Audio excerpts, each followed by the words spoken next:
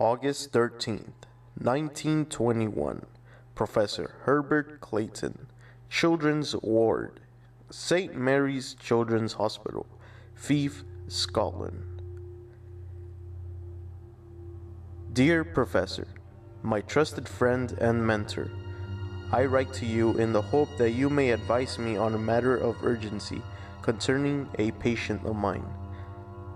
You see, Edward is a boy of just 9 years who arrived with his mother 6 days ago with a disposition so positive that we did not at first admit him. This did not last long. Edward claims that 6 days ago, while playing in the garden, he became aware of someone or something watching him. He identified a shadowy figure like black ink, with large circular eyes and elongated limbs. Edward described that while it resembled an owl, it spoke as if inside his head with the voice of his recently deceased father.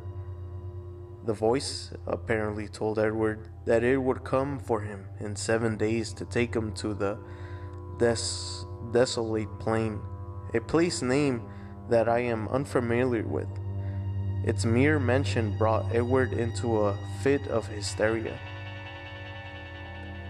His condition has deteriorated quickly in the last few days.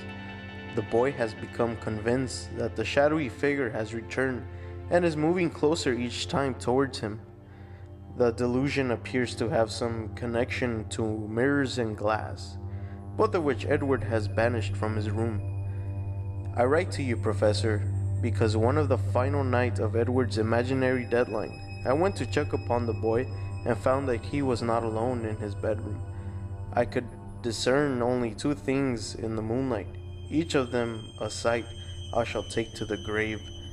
First, a figure whose retracting limbs cracked like a broken wood as it moved into the shadows.